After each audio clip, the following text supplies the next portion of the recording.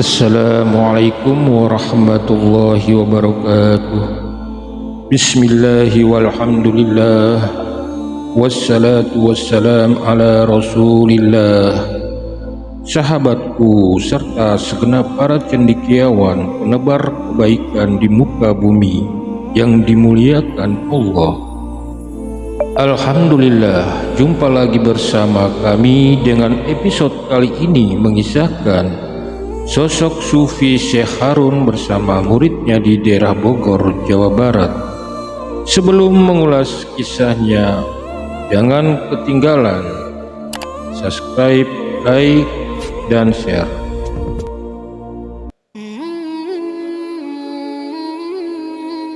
Setiap guru Sufi biasanya mempunyai ciri khas dan karakter masing-masing, baik dalam hal disiplin ilmu maupun penampilan sehari-harinya.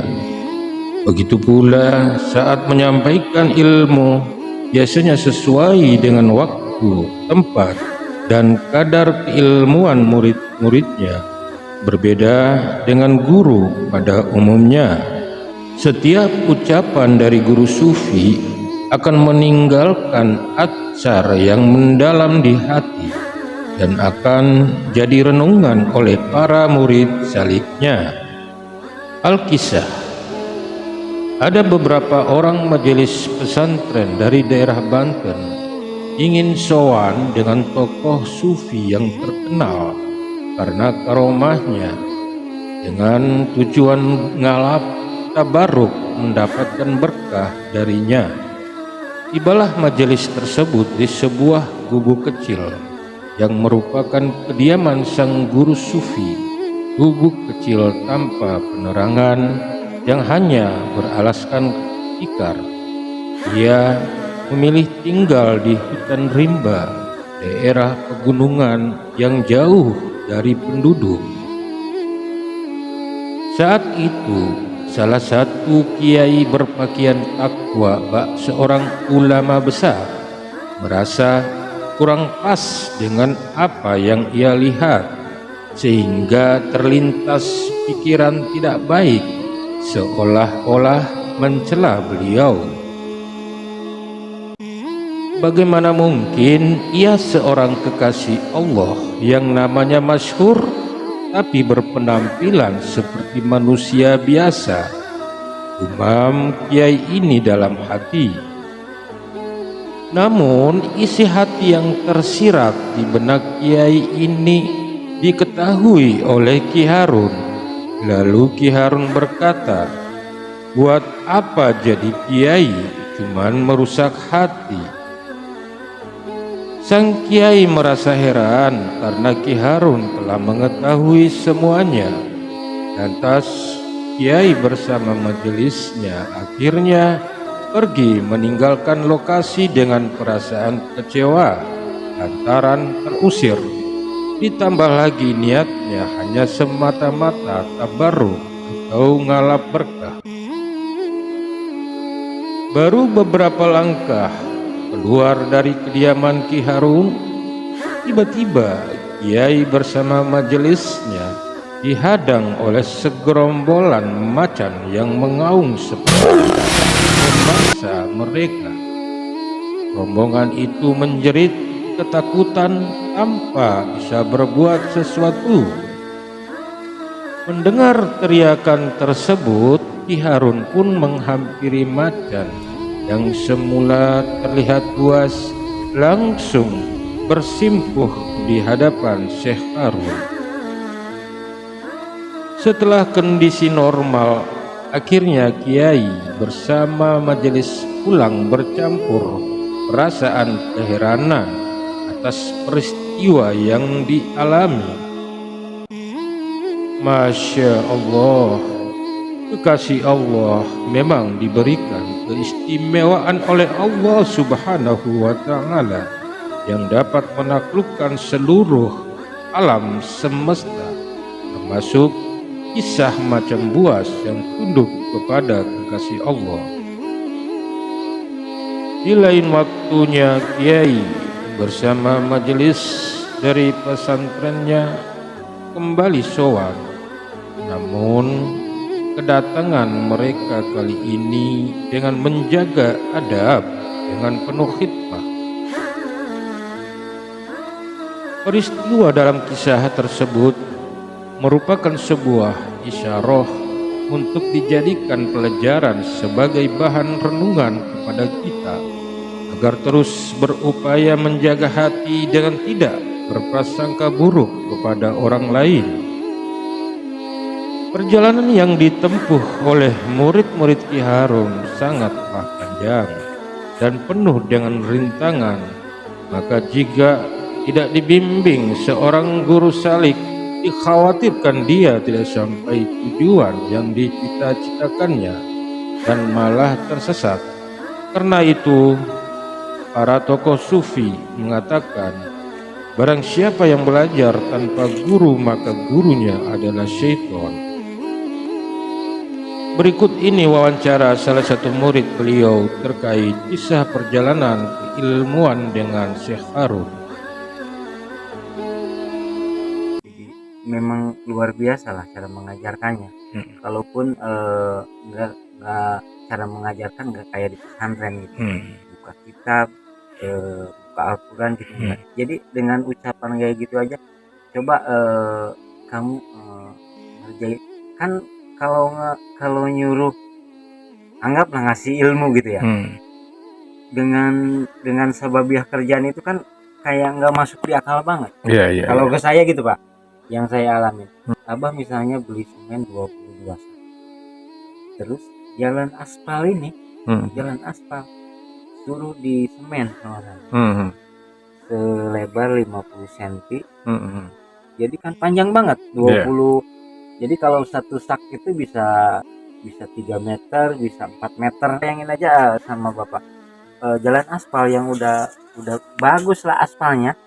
Masa harus di semen selebar. Jadi hal yang gak masuk di akal. Ternyata kalau kita pikir pun berarti ya benar, kalaupun ini bagus, aspal sudah bagus, terus ditambah semen lagi kan lebih bagus lagi. Ya. Itulah perjalanan kamu itu harus seperti itu gitu. Hikmah apa yang dipetik dari cerita yang tadi?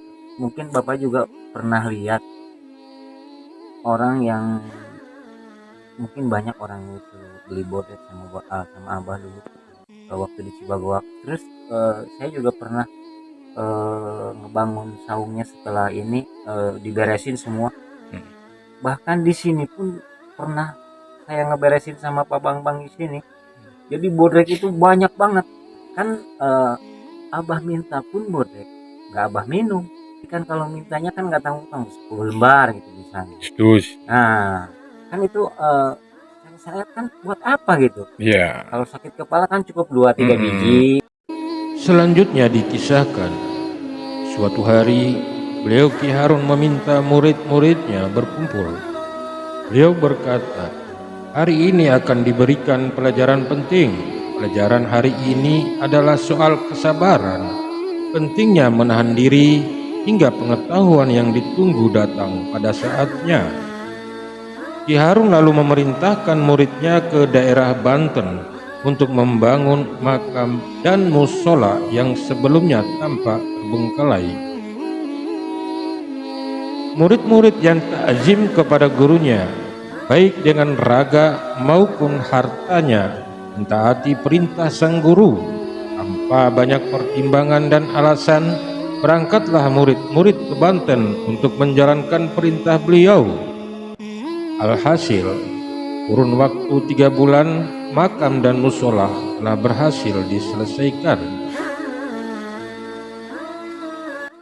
Waktu itu pergi ya, ngebangun itu kalau nggak salah banyak banget, kayak macam di Warung Gunung, terus di Kampung Kaso, di Nempol itu Mandalawangi, terus di Ciuncal sana.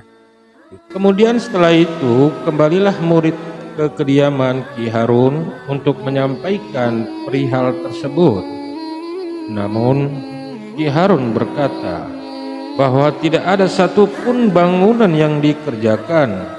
Tentunya perkataan Ki Harun membuat murid-murid makin dibuat kebingungan. Dan lebih aneh lagi, makam dan masjid yang dibangun murid-murid ini dikatakan kosong oleh beliau, padahal secara fisik benar-benar ada.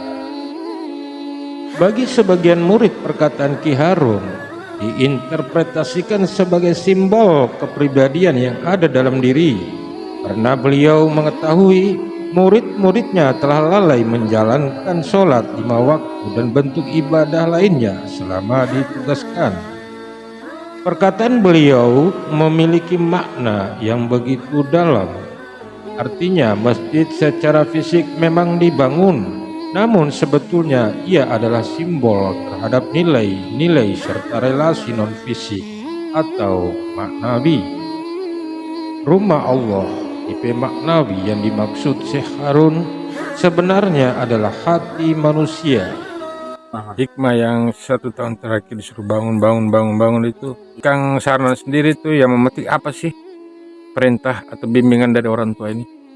Misalnya itu kalau adapun itu tempat ibadah kayak musola ya, adapun tempat orang-orang ziarah di situ, ya hikmahnya tetap ke diri aja lah Pak. Cobalah bangun dirimu gitu misalnya. Cobalah bangun dirimu. Dijalankan nggak, dikasihkan ke dalam kehidupan sehari-hari? Iya, kalau yang mampu saya dijalankan sesuai dengan kemampuan ya. Dalam sebuah hadits qudsi, Allah mengatakan, bumi dan langitku tak sanggup menampung diriku, namun hati seorang hambaku yang mukmin mampu menampung diriku. Atas dasar ini tak berlebihan jika disampaikan oleh beliau Syekh Harun bahwa rumah Allah yang sebenarnya adalah hati manusia. Hati yang sebenarnya adalah rumah Tuhan suci menjadi ternodai oleh penghambaan terhadap kehidupan duniawi. Hati yang seperti ini bahkan malaikat pun enggan menyinggahinya. Semoga saja kita bisa mengikuti lelampah kasih Allah. Allahumma tahhir qulubana fa innaka khairu man yutahhiruha fa innaka khairu man yutahhiruha wazakki anfusana fa innaka khair wazakki anfusana fa innaka khairu man yuzakkiha. Shadaqallahul azim. Demikian uraian kisah ini. Semoga kisah ini bisa bermanfaat, dan jangan ketinggalan subscribe, like, dan share agar tidak ketinggalan kisah menarik lainnya. Semoga kita semua dikehendaki oleh Allah Subhanahu wa Ta'ala menjadi orang yang dekat, bahkan lebih dekat dari kita sendiri, dan dituntut oleh kudrat dan iradat Allah dengan ilmunya menuju ma'rifat uluhiyah hingga tersinari oleh cahaya robbaniyah dan melebur dalam sifat ayatnya. Mohon maaf bila ada kekeliruan di dalam isi berita channel ini. karena manusia adalah tempat benar dan salah.